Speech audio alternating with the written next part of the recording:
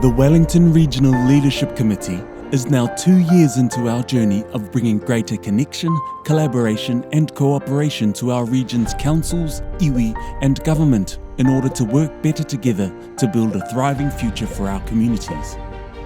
At the end of our second year, let's look at how our projects are starting to have real impacts for people in our communities.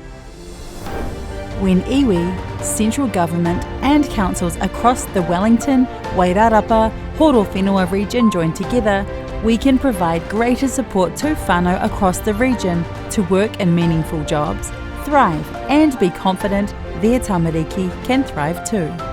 As populations grow, some challenges become too big for any one council to manage individually.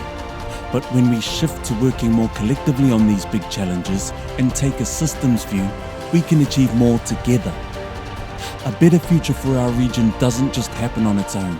It's up to us to create it, and it's up to our leaders to move into a space of shared responsibility. Our work program is designed to do just that. We work in areas that affect people's lives the most: housing, transport, climate, iwi capacity, and economic development. To make improvements in any of these areas, we must elevate our thinking to see them in relation to each other as part of the bigger whole. Work in any of these areas is inseparably connected to the others. So let's take a closer look at our work across these broad interconnected areas. Area 1 is how we live, work and get around, urban planning and housing. We're working on projects for this at both a local and regional level. These include the Future Development Strategy, which is an updated regional spatial plan required by legislation to shape how we live and grow over the next 30 years. The 3 structure plans for Live-in, Taitoko, Lower Hutt and Upper Hutt are place-based spatial plans, so these places grow well, with sufficient housing and well-functioning transport services and protecting taonga areas like highly productive land.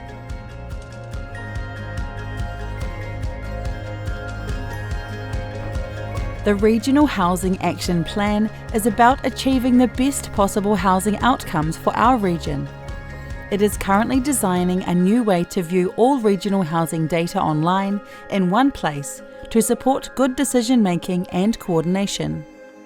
Let's hear from some of the people involved in the amazing work going on in the Live-in Taitoko region.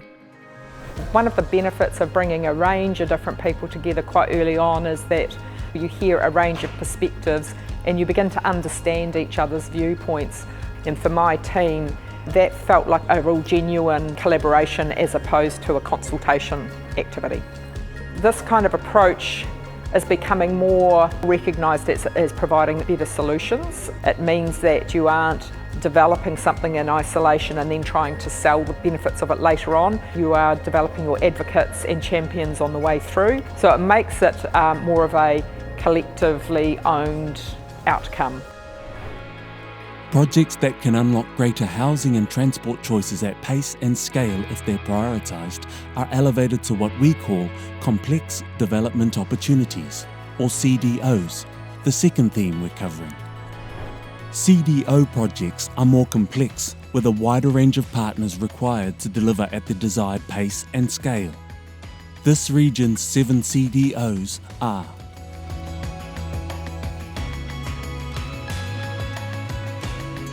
let's talk with some of the people involved in these CDO projects. I guess the importance of the Otaki complex development opportunities to help address some of the challenges being experienced by the local Otaki community with the increasing need for housing across the region has driven a lot of people to move to the area. Success for Otaki includes providing a range of housing that can meet those local community and mana whenua needs. It also includes improved transport accessibility and services. So the CDO provides an important opportunity for us to develop a collective vision for Otaki for the future and realising the delivery of that vision into the future. Key advantages of it being a CDO is the ability to bring partners together, to bring central government to the table alongside with our iwi partners and council as well, and community. So I guess our little community here in Otaki is that it's a bilingual community. The Māori language is a strong requirement of ours, so we need to help provide opportunities for future generations to learn the language. We need to design an education system that's our own. Our people are our wealth. Our people are our greatest asset, and we have to look after them. I'm excited that we can put housing up for our people and for the people who want to live here in Otaki, that there's an improved level of partnership between our hapu, iwi and local government, regional government and Crown agencies.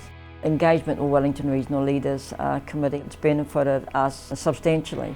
I think it allows us to share ideas and thoughts across the wider region that may not normally have occurred. I think it's been a good introduction. I hope it continues. It's important we design a region that can support local businesses to thrive. Our third key area is regional economic development, which was finalised in August 2022. The plan is a living document, adapting as needs evolve. The plan is designed to prioritise, fund and deliver high-impact economic initiatives over the next 10 years that, in turn, will help to create some of the 100,000 new jobs projections tell us may be needed over the next 30 years. Create a region we can all be proud of, improving quality of life by supporting our region to be more productive, resilient, inclusive and sustainable with thriving Māori and Pasifika communities. The plan is complete and underway, and we're already seeing great results. Let's hear from Peak Robotics, who are involved in the Summer of Engineering, an initiative that's part of the Regional Economic Development Plan. Peak Robotics is a startup robotics company. The intention is to build a small robotics platform that can be used for a variety of tasks and automate tasks that are repetitive and dangerous for people to do. We've hired a number of engineering interns through the Summer of Tech program. It's a great way for us to find young, bright talent that have a passion for what they're doing. Whatever we're doing today is going to be different in 2, 3, 5 years' time. I need those people that are capable of adapting to the technology. The Summer of Tech actually eases that burden for us to find good students. I'm a robotics engineer at Peak Robotics, and I specialise in artificial intelligence and vision processing. In the first 6 months of working here, I probably learnt more and became more capable than I did in the entire last 2 years of my uni degree. I think engineering is important for the Wellington region because engineers fundamentally apply technology to solve problems. Scientists discover things, engineers apply those things that they discovered to help the world. Interning at Summer of Engineering has been an incredibly eye-opening experience. It's been extremely educational and also very good for my confidence in my own ability as an engineer. This program has helped me succeed by giving me the means to take my university knowledge and apply it in a more practical manner, and employers, they know that you're coming out of university, you don't have a whole heap of experience, and that's what they're there for. They're there to provide you that experience and to effectively make you a better engineer. I would recommend this engineering to others. It's a way forward to boost your career into the next level. The Leadership Committee exists to support a true partnership approach between local and central government and iwi. This is addressed by our fourth key area, to support iwi and mana whenua capacity and capability to participate equally in our work. The Iwi Capacity and Capability Project is about supporting our iwi partners' capacity and capability gaps through either a work placement or secondment with partner organisations in central and local government. Te Ara ki te Kāinga, the Pathway to Home, provides whānau Māori in the Kapiti Coast District with a roadmap, toolkit and guidance that assists them with developing housing solutions fit for their purposes. Let's hear more from the amazing people involved in bringing these projects to life. The pilot's underway to help our iwi partners build capacity and capability to free up their time for more meaningful engagement within government systems and timeframes. The technical skills that our iwi partners are wanting are very similar or the same as the technical skills that the government, local and central government are wanting. So there's a real opportunity there to, under the work placement agreement, to share resources. This is a rare opportunity to work alongside mana whenua in an immersed environment and gain real Tau Māori experience. Ko Rochelle Tukuingoa, so I'm Rochelle Johnston and I am a Senior Advisor at Te Puni Kōkiri. I am working to develop a papakainga toolkit, and it's to help whānau to have practical steps, a roadmap to help them build papakainga or whare on their whenua Māori if that's what they want to do. Papakainga provides our rangatahi with the opportunity to get into housing.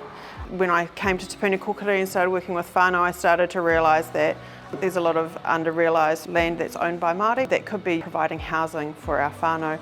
But that papakainga is more than just providing a home, it's cultural connectivity to their whānau, to their rohi, to their whenua, to their iwi, and we all benefit from that. Te taiao, our environment, sustains all life. We cannot shape a well-functioning urban environment without sustaining our environment. And it is our taiao that reminds us daily of the interconnectedness of all that we do. Water, air, emissions, flora and fauna do not have boundaries. As our population grows, it is even more important to put the health of te taiao at the heart of every decision we make, through the lens of our children's children. This is our fifth area, climate. The projects in this category are a regional emissions reduction strategy, a regional food system strategy, and our climate change impacts assessment project. So the responsibility for climate change, as well as the way that it affects us, isn't going to be felt by individual sectors or in different silos. It's something that we all contribute to and we will all be impacted by.